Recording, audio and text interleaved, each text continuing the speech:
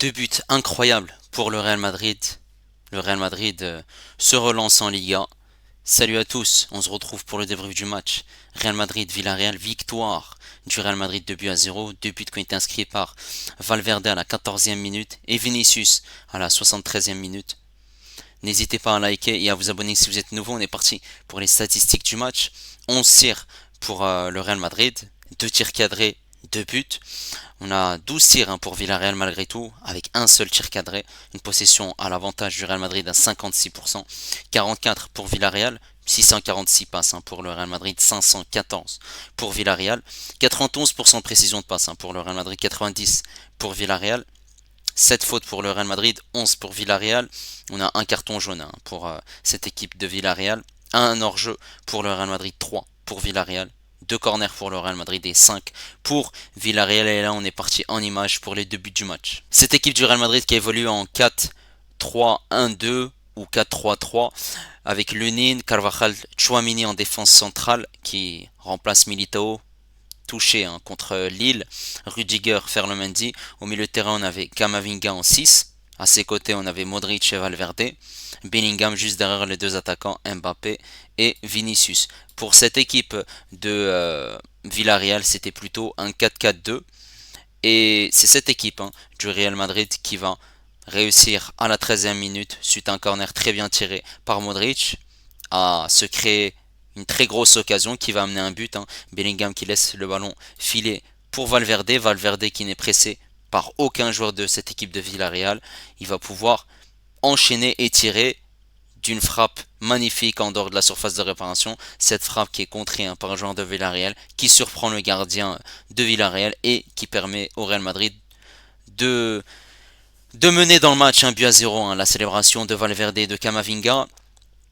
Ensuite, en deuxième mi-temps, à la 72e minute de jeu, encore Valverde qui va accélérer et qui va trouver Vinicius. Très très belle passe. Vinicius qui n'est visiblement pas pressé malgré qu'il y a des joueurs de Villarreal autour de lui. Il va magnifiquement bien frapper en dehors de la surface de réparation, tromper le gardien de Villarreal et marquer un magnifique but qui va permettre au Real Madrid de mener de 2 buts à 0 dans ce match et de gagner ce match 2 buts à 0 et de se relancer après ces deux matchs, que ce soit contre l'Atlético Madrid et contre Lille cette semaine, de gagner à nouveau et de revenir à hauteur du Barça. La célébration de Vinicius qui est sorti visiblement touché à l'épaule. Cette équipe du Real Madrid qui a eu du mal en première mi-temps, puisque cette équipe de Villarreal s'est créée de multiples occasions avec Pepe, et il aurait pu marquer. Ils ont été très très intéressants, malgré qu'ils ont cadré une seule fois au but. Voilà, petit à petit, le Real Madrid a réussi à très bien défendre, que ce soit par Carvajal, par Mendy, qui était en difficulté durant cette première mi-temps. Ensuite, il y a ce but qui arrive par Valverde. Malgré ce but, Villarreal avait quand même des situations, que ça soit sur le côté gauche avec Baena ou bien même sur le côté droit. Et voilà, forcément, le Real Madrid a réussi du coup à marquer. Ce but va leur permettre d'être en confiance. Côté droit, c'était Comesana pour Villarreal. Ce but va leur mettre en confiance et va leur permettre de se créer d'autres occasions, mais d'autres occasions qui n'étaient pas cadrées.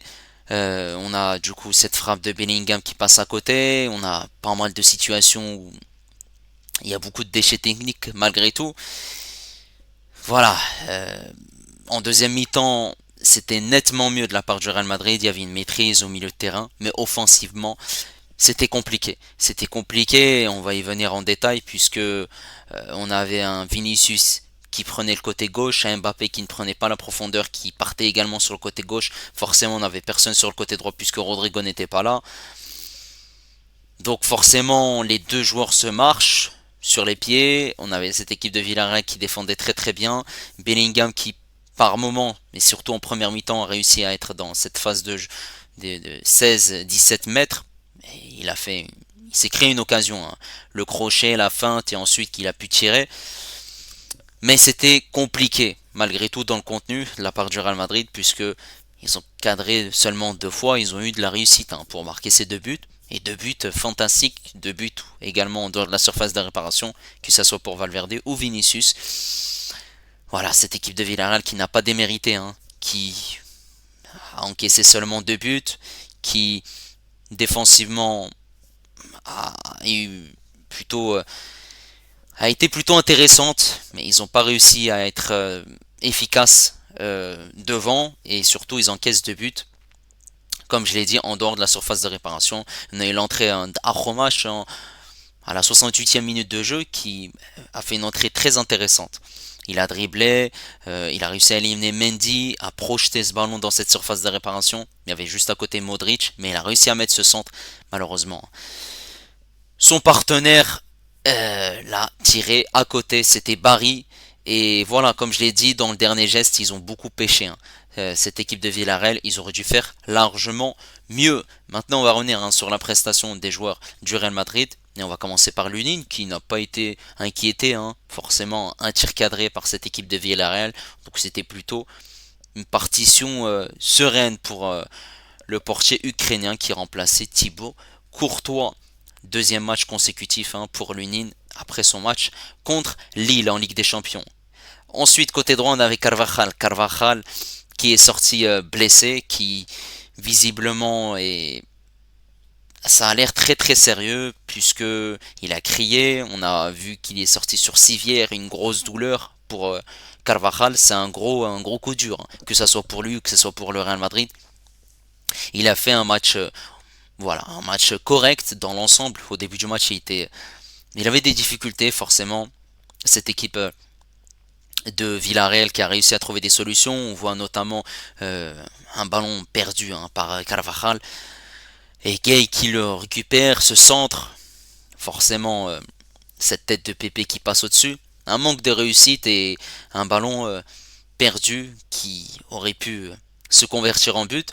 Carvajal par la suite était mieux dans le match. Il a réussi à se projeter, à mieux défendre, mais il n'a pas énormément apporté offensivement, puisque cette équipe de Villarreal défendait très très bien, et il y avait du coup Bellingham, Vinicius et Mbappé, et même plusieurs joueurs madrilènes qui étaient hauts sur le terrain, ce qui l'obligeait à rester bas pour ne pas se faire surprendre, puisque ces joueurs de Villarreal partaient rapidement sur les côtés, que ça soit Baena ou que ça soit Komesana, et même les deux attaquants de pointe, Pepe et Barry. Maintenant, je pense que ça va être les ligaments croisés au vu de la torsion qu'il se fait. Forcément, voilà, il est au contact avec Pino. Pino ne fait pas de faute sur lui, c'est plutôt lui qui met sa jambe sur celle de Pino. Ça a l'air d'être très très compliqué, et on va suivre ça avec grande attention. Maintenant, c'est charnière centrale Rudiger Tchouaméni. Alors, on a vu un Tchouaméni repositionné en défense centrale avec la blessure de Militao. Et on avait un Tchouaméni serein, bon, dans ce registre-là, en défense centrale. Je l'ai plutôt trouvé bon dans ce qu'il a fait. J'ai l'impression que c'est nettement mieux pour lui en défense centrale qu'au milieu de terrain. Il a été très intéressant, que ce soit dans les duels, que ce soit même dans la relance, aux côtés d'un Rudiger qui était là. Il était là pour tout casser. Il fallait pas parler avec lui. Dans les duels, il était là, il mettait beaucoup d'impact physique, beaucoup de hargne, des gros tacles appuyés. En plus de ça, il y a eu des moments où il poussait dans le dos, des coups d'épaule. Forcément, l'arbitre aussi, il laissait jouer quand même. Il a laissé pas mal de fois jouer. Il n'a pas pris de carton jaune. Il aurait pu en prendre. Beaucoup d'agressivité de la part de Rudiger. On connaît ce défenseur central qui met beaucoup d'impact physique dans ce qu'il fait. Gros match de la part de Rudiger. Ça, il n'y a rien à dire. Forcément. Voilà, cette charnière centrale a été costaud aujourd'hui. Côté gauche, il y en avait un Ferland Mendy. Tout comme Carvajal a eu des difficultés au début du match. Forcément, cette équipe, comme je l'ai dit, de Villarreal qui arrive à trouver des solutions, qui arrive à se projeter, que ce soit sur le côté droit ou le côté gauche.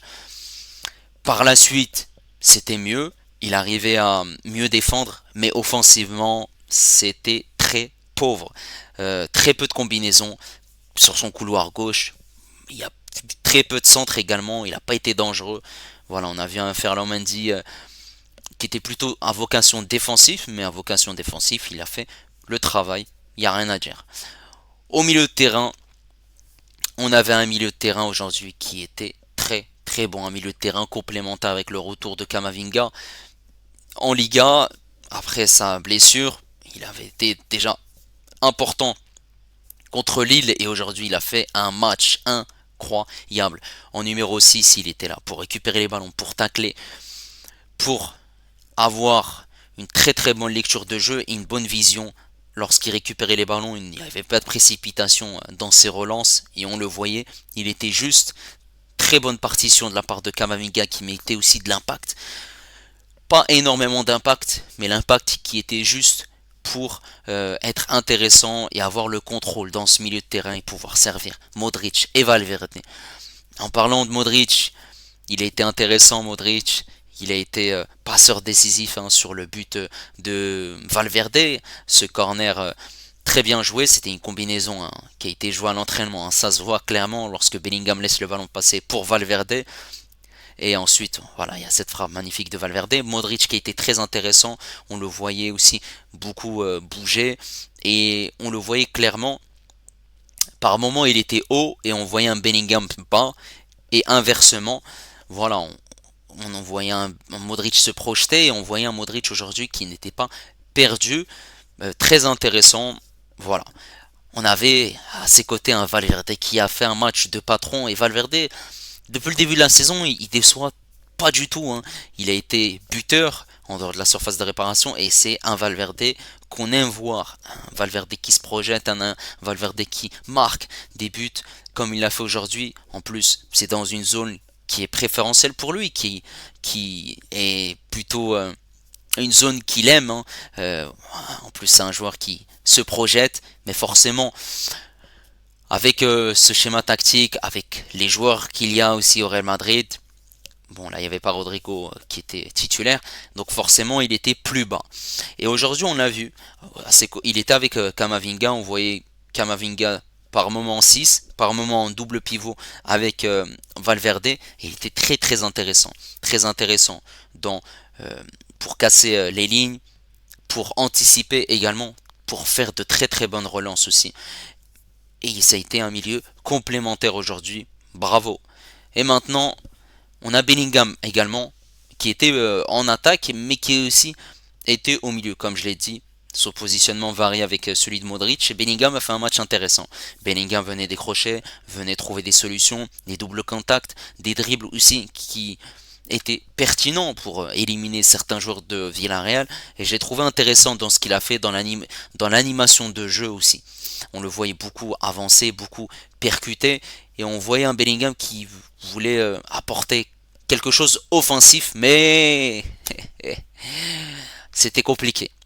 C'était compliqué quand on avait Vinicius et Mbappé qui étaient les deux buteurs. Bon, Vinicius devait occuper le côté gauche et Mbappé le côté droit, mais forcément, les deux étaient sur le côté gauche et côté droit, il n'y avait personne. Donc forcément, cette équipe de Villarreal, il défendait plutôt côté gauche, et on voyait un côté gauche qui était le côté où le Real Madrid attaquait de plus en plus, et le côté droit, pas du tout. On voyait des montées de Carvajal, des accélérations. Par moments, Valverde aussi arrivait à se trouver dans cette zone-là, et Bellingham également.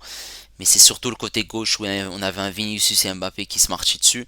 Et on va déjà commencer par Vinicius. Vinicius qui a réussi à marquer ce but en dehors de la surface de réparation.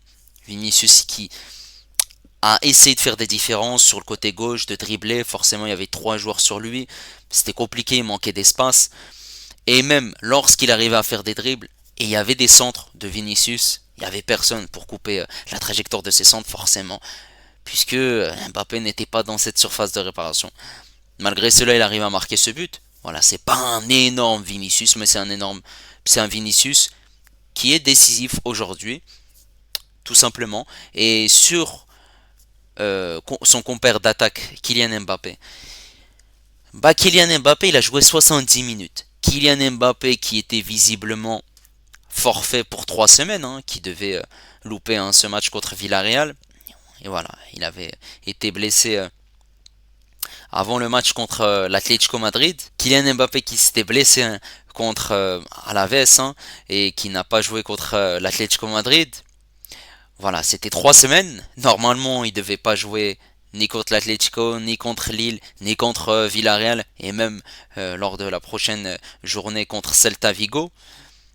Et là, il est revenu contre Lille. Il était rentré à la 55e minute de jeu. Il n'a pas fait une entrée pertinente. Là, il joue en étant titulaire et il n'a pas été convoqué en équipe de France. Mais bon, c'est pas le sujet, mais là en l'occurrence, j'ai pas très bien compris. On estime une durée d'indisponibilité pour Kylian Mbappé de 3 semaines pour qu'il loupe seulement le match contre l'Atlético Madrid et pour qu'il soit là contre Lille. Et aujourd'hui, son match a été clairement décevant. Il était nul. Il était mauvais une nouvelle fois et on a eu un Kylian Mbappé qui n'a pas été intéressant dans ce qu'il a fait. Très peu de différence, vous voyez un Kylian Mbappé qui essayait de se projeter sur ce côté gauche, qui essayait de faire des différences tout seul. Forcément, euh, c'était compliqué. Ils avaient très bien compris, cette équipe de Villarreal, que Kylian Mbappé allait attaquer sur le côté gauche, et même le Real Madrid, et donc forcément, ils ont défendu proprement, et même lorsque Mbappé venait décrocher, venait combiner avec Vinicius, on voyait un Mbappé qui restait en retrait pour demander le ballon dans les pieds et ne pas partir dans cette surface de réparation pour couper la trajectoire de ce centre et marquer.